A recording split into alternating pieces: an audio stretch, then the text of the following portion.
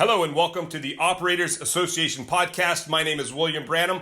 I will be your DJ for today, and it's finally time to talk about Navy SEALs up in here. Now, I know you guys have talked to Zach, Green Beret, talked some Marine stuff, maybe you talked some Army Ranger stuff, but there hasn't been a lot of Navy SEAL talk up in here, and I know a lot of you guys are looking to get your contract to go to BUD/S and become a SEAL. So, and you may have heard me talk to Zach in some interviews prior to this. Just some wave tops about what it took for me to get to BUD/S, some of the lessons that I learned, some failures along the way. And in this particular episode, we're going to talk way more in depth on what those were, how the mistakes that I made, how you can not make those mistakes, some mindset things, and maybe I say some funny stories in here. I don't really know. I didn't really practice this prior to, so we're just kind of shooting from the hip a little bit. So just a little bit about me. I spent 26 years in the Navy, and 23 of those years were in Naval Special Warfare. So 23 of 26 as a SEAL or in the process of becoming a SEAL. I start that 23 years from the day that I showed up to BUD/S. So basically that means from the day I joined the Navy, it took me 3 years just to get to BUD/S. And again, I had some mistakes along the way, and we'll talk about those. So I took the C school. I went to Virginia Beach. I showed up, and kind of a funny thing happened is we showed up, we started school. It was snowing when I left Chicago. When I got to Virginia Beach, guys were wearing tank tops and shorts and flip-flops. I was like, this is awesome. This is a great place to be. And the base was small. There wasn't a lot of people around. And for sure, you're way more treated much more like a grown-up than you even were in A school. So we got there, we checked into the barracks, and then someone in the class that we were in, who'd been in the Navy for a while, they were like, you guys should be getting per diem. They should be putting you up out in town, not putting you in the barracks. So I don't know how we swindled our way into the Navy paying for us to go live in hotels on the Strip in the middle of summer in Virginia Beach, the mecca of tourism, which was awesome for the first 2 weeks until someone wised up and they were like, why are these guys living out of town? Blah, blah, blah. So we had to move back into the barracks, which wasn't a bad thing. I actually preferred living in the barracks because you could walk to school, you walk to the gym, you walk to chow, and it was all very manageable. But the other piece of that was, right outside the base, well, it was about 2 miles outside the base, there was a Taekwondo school. And remember, I grew up watching Kung Fu theater. I wanted to be a ninja, so I need to start taking karate at my first possible opportunity. So what I did is, daily routine is we would go to school, get up in the morning, go to breakfast, go from breakfast to school, then go to lunch, then go back to school. And then after school, we would go to the gym, we would lift weights, then go get dinner, and then the rest of the night was just whatever we wanted to do. And what I wanted to do was become a ninja. So what I ended up doing is I bought a backpack, I bought some running shoes, and I would run the 2 miles to Taekwondo school, and I would do Taekwondo for an hour, and then I would run home. So I'm getting my miles under my belt. Now I'm running, I'm getting in pretty good shape. I'm getting my ninja on, learning how to punch and kick and do all that cool stuff. And then about 2 months in, I asked the instructors, I'm like, hey, I'm planning on, after this, when can I go screen to take the SEAL screening test? And they're like, you can't. You came to this school because you're assigned to a ship in Yokosuka, Japan. You're not going to BUD/S. Maybe after you serve your time, you'll go to BUD/S. And so that was very demoralizing, but I sucked it up. I continued, graduated the school. I learned whatever things I needed to learn, and off to Japan I went. So because I was so critical to the Navy, they wouldn't let me go to BUD/S. So after I graduated, I actually went home for 30 days of leave before flying to Japan. So my adventures, my first 10 days of flying to Japan. So I flew up to Chicago, and then Chicago to Narita Airport in Tokyo, Japan. Again, now that was like a 20-hour flight. My second or third time on an airplane. I find the Navy liaison somehow. I have no idea how. They, again, put us on a bus, and this is like a shuttle bus for like dependents and things like that fly in, and they shuttle them back to the base. So I get back to the base. It's a Friday night, probably around 10 o'clock at night, and I've never been on a Navy ship before in my life, and if you've never been on a ship, it's not awesome. Being on a ship is not awesome.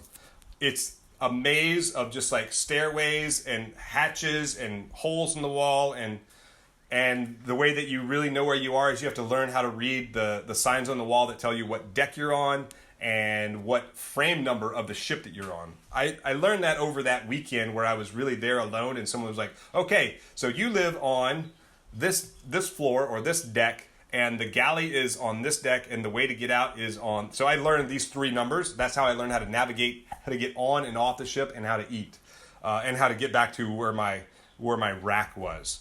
And so I didn't leave the ship that weekend because I didn't know where to go or anyone, or I didn't want to get lost in Japan. I didn't realize that it was a giant base that the ship was on.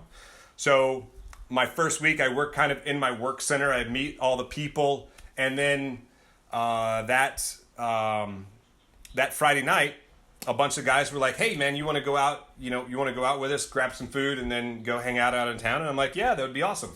So I'm with this group of guys. They all speak Spanish. They all are from either Colombia or Costa Rica or Puerto Rico or Mexico or Southern California, or they're all Hispanic dudes. And I'm from Meridian, Mississippi. I barely speak English. I'm just a young redneck country bumpkin, and now I'm in like a complete foreign country. I'm with dudes that are bilingual. They're much more affluent, more educated, I think, than I am. And we go find dinner. We get on a train. All of the writing for getting where you're going to go in the train station, it's all in kanji. So I have no idea what buttons I'm supposed to push, how much money I'm supposed to put in the machine. And so I'm just following these guys and doing whatever they tell me to do. We end up in downtown Tokyo. I don't really exactly know where, but there was a salsa club, and it was downstairs, kind of in the basement of this super urban area. And I go in there, and it's just like super loud salsa music. I have no idea how to move my hips like that. And there's a bunch of women, and I'm just like, this is amazing. I love my life right now. A couple of the girls, they're like, oh, white guy that doesn't speak Spanish, come and dance with me. And then one of them wanted to talk to me more, and so we went outside to talk. She does not speak a lick of English, and I don't speak a lick of Spanish, and I can't even say that. I'm, again, redneck kid. So I'm trying to talk to her. She's trying to talk to me. I got zero game, by the way. And then we're just sitting on the stairs. There's another couple like a few stairs down, and somebody comes and kicks me in the back. And I'm like, what the heck was that? So I stand up, and there's a guy like 3 steps above me who has the tactical high ground. I recognize this right away. I don't know tactics, but I recognize I'm below him. This is not a good thing. And he tries to kick me again. And so I grab my foot, and I'm like, oh, this is ninja mode time, right? And then I look above him, and there's 4 dudes standing above him. And I'm like, ooh, maybe it's not ninja mode time. Like if I do something to him, maybe his boys come down and do something more to me. Bad. Nobody wants that to happen. So again, I've been in Japan for a solid 7 days now. I don't know where I am. I don't know how I got there. All of the people I know are inside the club. And then this other guy from the couple that was 2 steps below us, he was like, bro, you need to go back inside the club. So it turns out, and I was like, oh, you speak English? Because they're rapping in Spanish. He's like, bro, you need to go back inside the club. And it turns out that this was that girl's ex-boyfriend, and he wasn't happy that she was talking to me, and I didn't know if I needed to go full ninja mode or not, and it was probably good that I didn't. So I go back in the club. everything ends fine, and then somehow in Japan, places close at like 6 or 7 in the morning. So we make our way back to the ship at like after the sun comes up. So that's my first week in Japan on a ship, almost getting my ass kicked by somebody I don't even know in a language I don't speak, and I don't even know how I got there or how I got back. But after that, the next Monday, the ship gets underway, and I end up going to mess cranking. Mess cranking is not awesome. For me, mess cranking was harder than buds. Mess cranking was, think of KP duty, and I started in the deep sink, and these aren't washing dishes. These are the industrial size dishes that you could put people in and cook them. They're that big. And greasy mess. It was disgusting. You start at 4:30 in the morning and you finish about 9:30 at night. And and when we got underway, the first few days, after a few days being underway, we hit a super typhoon. Now, I didn't know there was a difference between a typhoon and a super typhoon, but I didn't even know what a typhoon was. But basically, the ship was almost on its side most of the time, rocking back and forth, and it would come out of the water, and it would free fall, and it would hit the water, and it would be such a violent shaking of the ship that I thought the ship was going to break in half. It was pretty gnarly experience.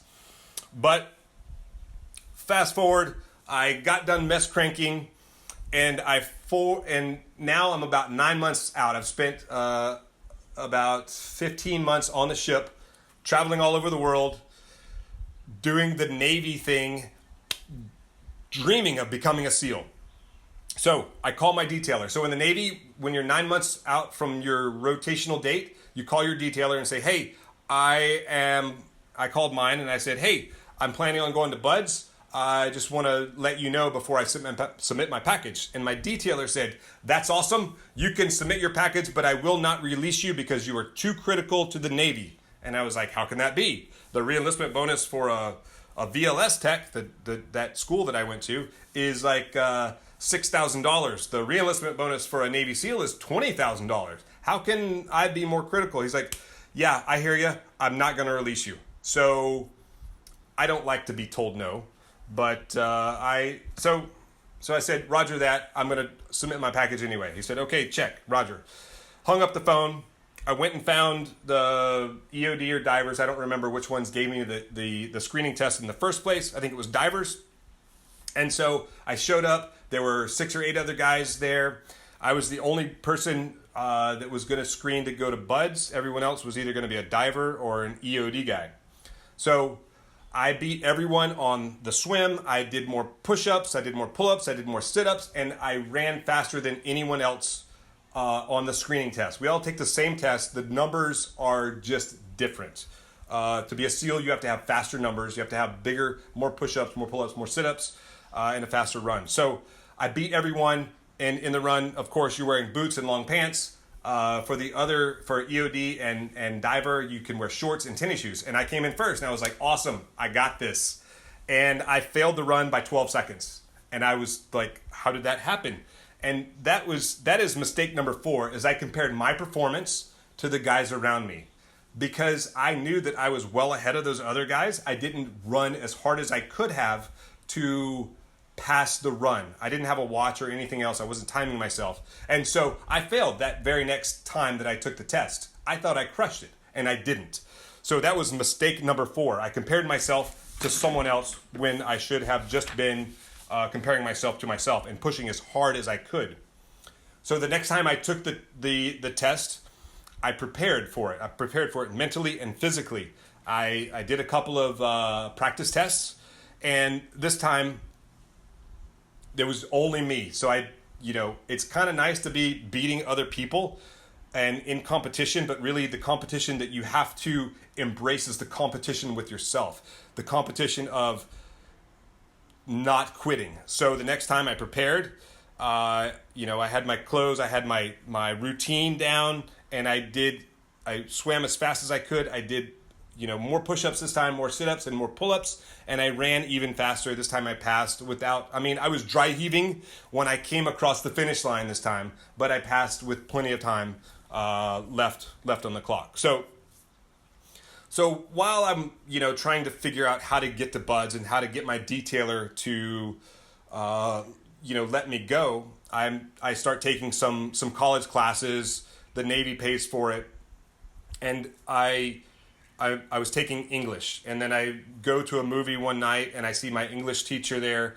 and her husband is in EOD, and I talked to him, and I was like, yeah, you know what? If my detailer won't let me go to buds to be a SEAL, maybe he'll let me become an EOD guy, because you guys have a cool job and you do all sorts of other stuff. And I passed that physical test without a problem. And he said, probably the most important thing that anyone has ever said to me. And then he said, do not have regrets. If you want to become a SEAL, then you go become a SEAL. Do not become an EOD guy thinking that maybe one day I'll become a SEAL, because the EOD community and the diver community is full of guys that wish they went to buds, but now they're at a point where they can't go. So there's one thing to go to buds, wash out, and become an EOD guy. There's an entirely different thing of taking a program that isn't the program that you want, a consolation prize, and doing that instead of what you want to do. So what I'm telling you, if you're listening to this, is do not have regrets in your life. Now, there are physical limitations that you may have, and that's fine.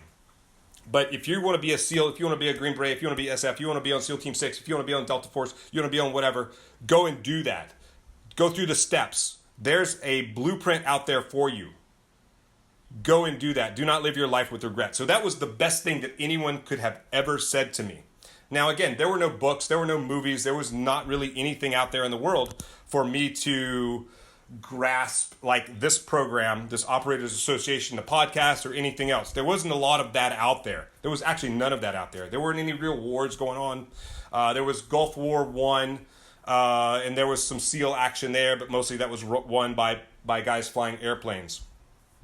So again, so now I'm going out and I'm going through this process of trying to get to buds, trying to get my detailer to release me. And I'm getting letters of recommendation from the SEALs that are in the area in Japan. My commanding officer's written letters of recommendation. I've done my dive physical. I've done everything that I need to do. And I'm just trying to prepare myself mentally to go. But there were no real resources for me to like really latch onto. So what I had was I had a book called Brave Men, Dark Waters. I read that several times.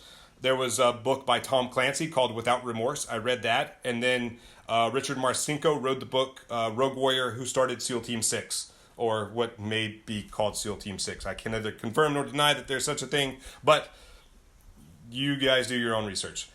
So those were the things that I had. There was also the movie Navy SEALs with Charlie Sheen. I watched that about 100 million times. And then some guys that quit buds came to my ship. One of them, his dad was a SEAL, and he had a videotape of going through SEAL training. And really it was a videotape of Hell Week, and then it was a video, and then the second half of the tape was Pool Comp. Pool Comp is second phase of buds, and I'll talk about that later. In my opinion, was so much harder than Hell Week. Hell Week was just pretty much suck it up and move forward, and it will end. You don't really have to win anything. You just have to not quit. So I watched that video and I read those books daily, nightly, anytime I had an opportunity to prepare myself to go to buds. And I worked out some, not a whole lot. But I still didn't have orders. I still had to figure out how to get to buds. And so then we got the word that the chief of naval operations was coming to our little ship in Yokosuka, Japan. We were not the smallest. We were far from the biggest. We were probably the oldest ship in Japan. And he was going to come to our ship and no one else's ship. And so some people that had been in the Navy for a while who knew what I wanted to do, they said, well, why don't you ask the CNO if he'll let you go? And just to give you an idea of who the CNO, who the Chief of Naval Operations is, he's the most senior guy in the Navy. There's no one more senior to him except for the Secretary of Defense and the President of the United States. So he is the top dog in the Navy. So he comes to my ship in Yokosuka, Japan. He has CNO's call. He talks about stuff that he's doing and other things.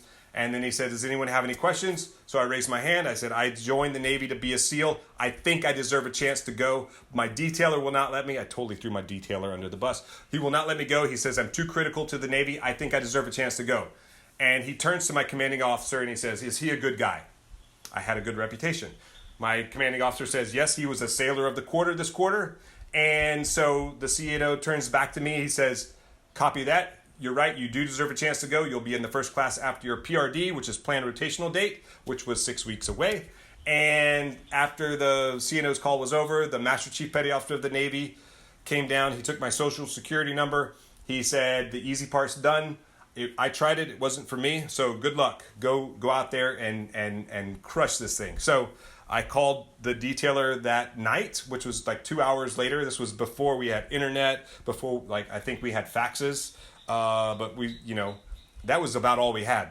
And so I called Washington that night, the SEAL detailer. I said, hey, have you heard anything about my orders? And the guy said, what's your name? I said, Branham. He's like, yeah, I mailed your orders out this morning. So from the time that I asked the question to the time of the guy writing orders for me, on the opposite side of the world, I cannot express to you the opposite side of the world, Japan and Washington, D.C., they're 12 or more hours apart, just in time zones. I had orders ready to go for me to go to Buds 2 hours later from the time that I asked. So that is my journey going from, being a Boy Scout to joining the Navy, and then 3 years later getting to go to Buds. It took that long for me to get in the front door of Buds. And I'll talk about in the next episode, I'll talk about my experience in Buds, how it took me 13 months to complete a 6-month block of training. One, because I wasn't prepared, and I have many lessons learned for that. And one of those is running. Just like I said earlier, if you're not running now, you need to get out and you need to run your ass off, because running is a great equalizer. The water is another equalizer. But it doesn't matter what program you're going in. If you're going to join a program, running is something that you cannot not do. You must run. So just to kind of recap for you, some of my mistakes and my lessons learned along the way were, number one, I didn't prepare to take the screening test properly. I practiced doing the minimum standard, not maximizing, the amount of numbers that I can get out. I didn't practice doing it in order. I didn't practice the transition between running and push-ups, sit-ups and pull-ups, and run. I mean, even just the transition from doing sit-ups to a run, doing sit-ups smokes your quads. So anytime you go for a run, you should just probably crank out 150 sit-ups as fast as you can in 2 minutes, and then go for your run. So I didn't prepare. Mistake number 2, I didn't run enough, because again, running is a great equalizer. I didn't, prepare.